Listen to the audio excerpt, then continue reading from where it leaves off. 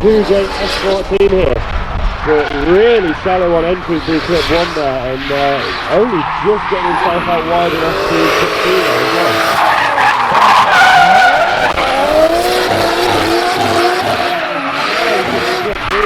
Pushing almost backwards entry into that hairpin.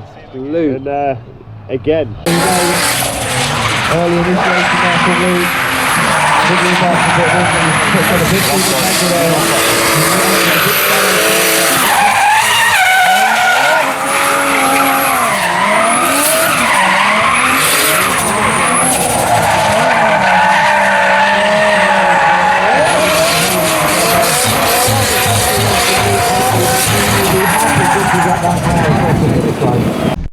Hey guys, so I'm here with Luke. Hello. And Luke is competing at Teeside Driftcup this weekend. How's it going so far? Yeah, it's been a bit of an interesting one this round. We came here with a new setup on Friday. It's been quite a bit of a learning curve. And the setup is for this amazing piece of equipment, which has got more pipe work in it than I have seen in anything.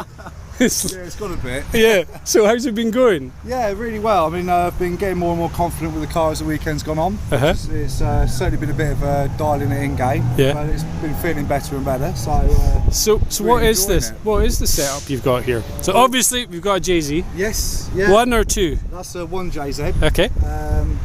On a R154 transmission, Skyline GTS 33 back end. Uses Cusco 2-way in the back. Got a twin plate clutch in there, which is what has been causing a few little issues this weekend. But you know, working around it, and we've managed to keep the car out there, get some more seat time. So looking forward to it. What's your clutch issue that you've got at the moment? Basically, what we believe that's happened is the centre plate in the clutch has actually warped. It's got too hot. Yeah. And it's grabbing and holding the friction plate on against the flywheel. So that's obviously not been too handy. So what does that mean for you driving? What does it? How do you? Basically, you got to drive as if you don't have a clutch. Banging gears. Yeah, you got to try and speed match. Yeah. It's a little bit difficult when you're sideways around that bank. But yeah, you know, if you've got to do it, you've got to do it. Yeah. Just throw it in and see what happens. Have you got gearing that means you can maybe like sit in one gear to help that, or is it? It's a bit hard with the R154 gearbox. Because it's obviously a Toyota box, the ratios are a bit off for a Skyline rear diff. So that does make it a bit more challenging.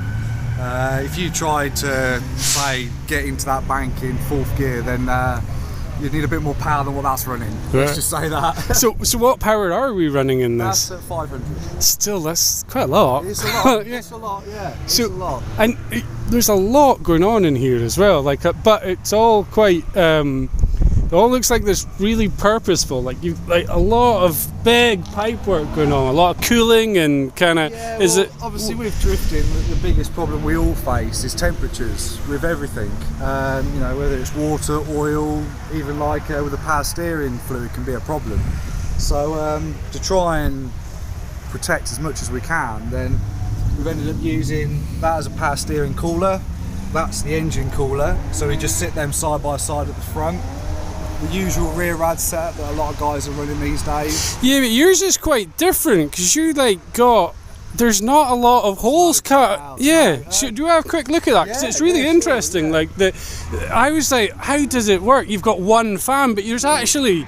Basically, we started off with getting the NACA vents in the rear quarter windows. It's another popular choice for a lot of the guys that want to try and get air into the back.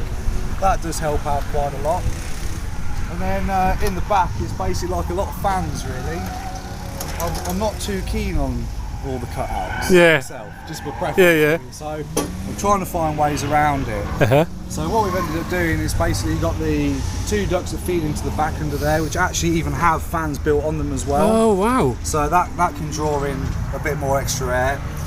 Then we've got 2 13-inch spool fans that sit on the back of the radiator there, just to try and help pull air down through the bottom of the bumper.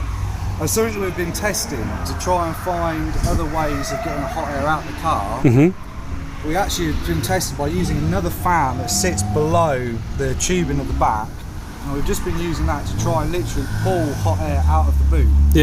Because I think the biggest problem is it's not so much us trying to get the cold air in the boot, it's actually trying to get the hot air out. Out, yeah. And that's what we've been playing around with, because obviously a lot of guys cut the bumpers out, which is not something that I wanted to do. But and then this thing, there is like the other thing about this car is it's really subtly done. Yeah. But this is a total wide body. There's no, and it's all blended in, and it's metal as well, isn't it? No, is that fiberglass? Oh, basically, what I ended up running with was blister kit front and rear arches. Unfortunately, they didn't make the blister kit front wings for the 14, only the 14A. Oh, okay. So I had to cut the front of the wings and modify them to fit those headlights.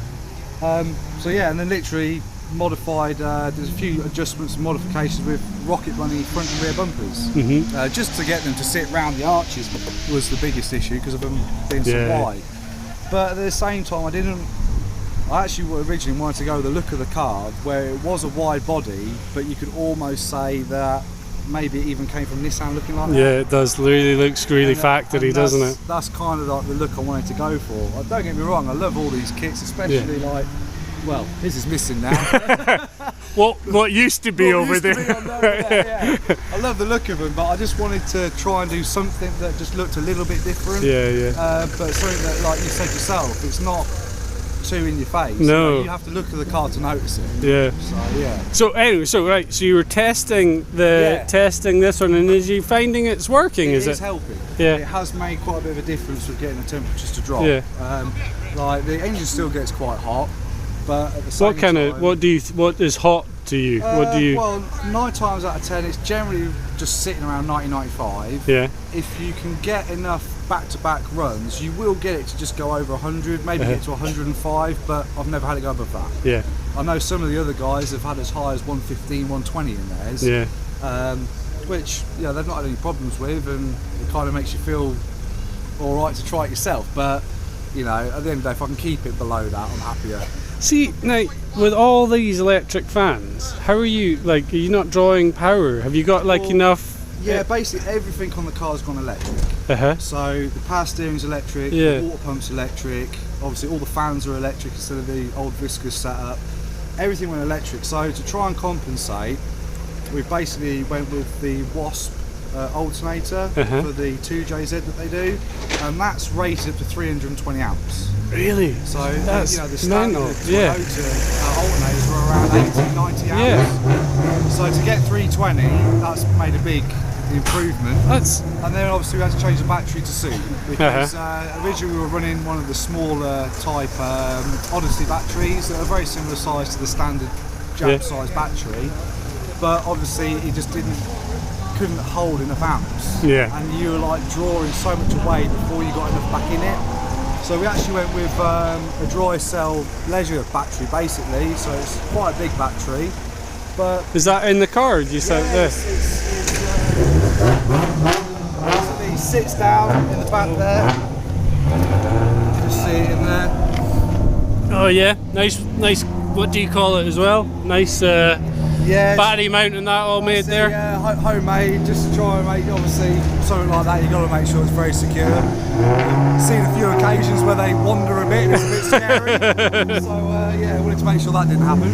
And this is quite an interesting bar setup as well. Like, normally they're a cross or the NACA one. This is is there a name for that, or is that a... The first time I came across this was actually when I had a guy called Nick at Nixon Motorsport build me a cage for an R32 Skyline that I had, and at the time these only just came about in the rally world, and they as far as I was told, they were called international door bars. The whole idea behind this was the door bars, as you mentioned, they have like a cut in them and then they're welded together. So the rally boys were getting a bit worried because they'd had impacts with trees that had caused the welds to actually snap. And obviously when you've got a tube that snaps next to you, that's not a good that's not good, no. So what they ended up doing was basically keeping 2 solid bars that you then just welded together. So then you have no cuts anywhere along the bar where you are basically sat next to it. And it's just purely to try and give a bit more safety to the driver or the co-driver. So yeah, that's really where it came about. And then when we did this cage, I was like, I'd like to stick with the same kind of design. Yeah.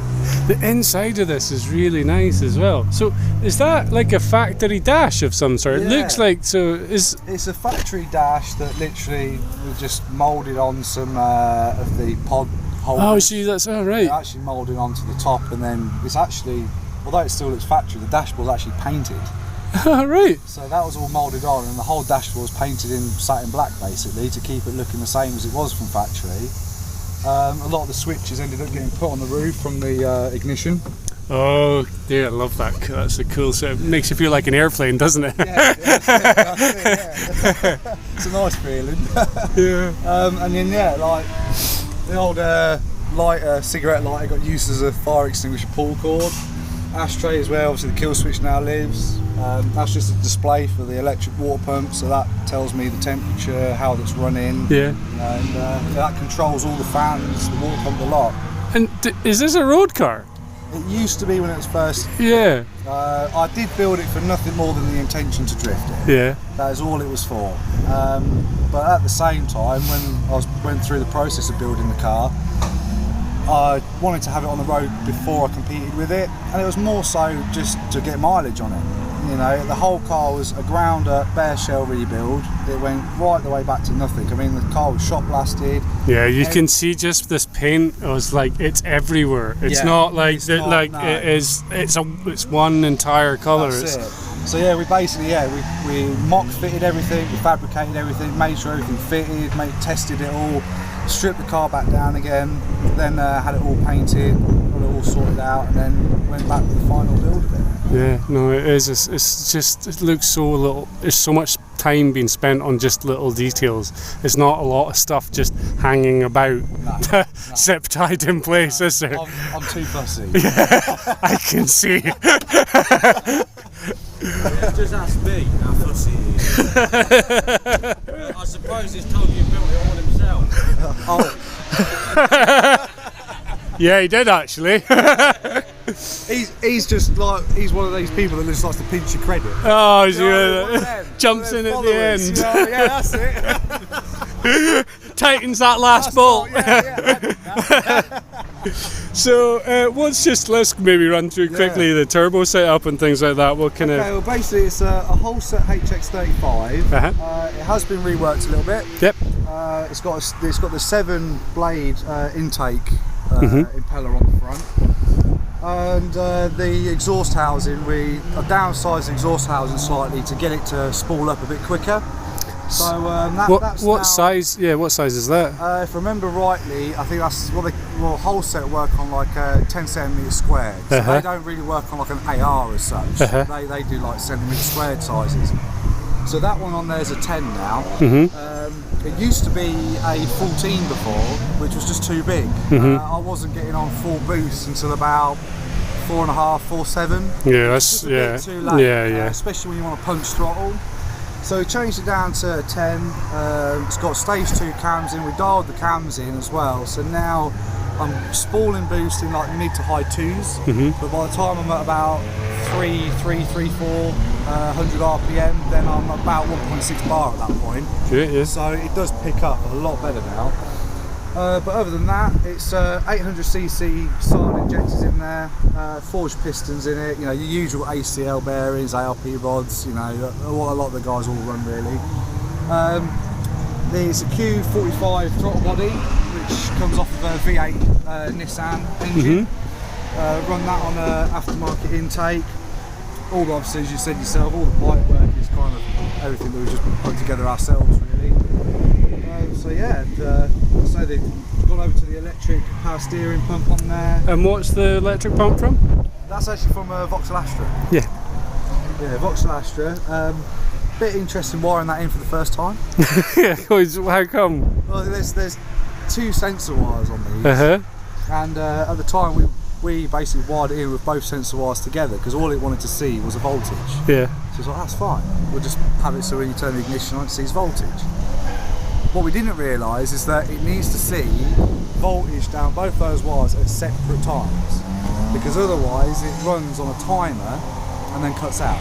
Okay, so you all of a sudden. Well, I found that out halfway around like the second bend at Wigan, where all my power steering shut off mid-drift, and I'm like trying to avoid a wall. So yeah, that was a bit of an eye-opener. Yeah. So we changed it basically, so that now one comes on with ignition, the other one comes on when it sees voltage from the alternator once the engine's running. Yeah. And then it cuts in, and it's been fine ever since we did that. Awesome. And then your suspension setup, it's not like you've not gone for no crazy wise fab, some extended 20mm arms I'm guessing, or is it a wee bit more? Originally they were. We have gone a little bit crazier before this round, which is why Friday testing was really important to us, to be honest.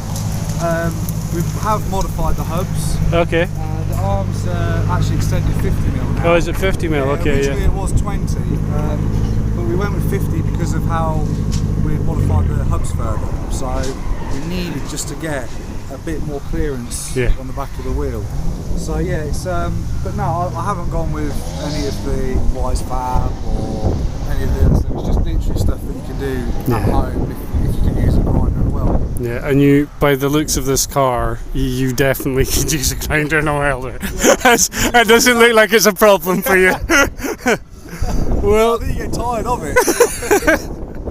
Well, dude, thanks very much for that. Really appreciate it, and good luck this weekend. Thanks again. Cheers.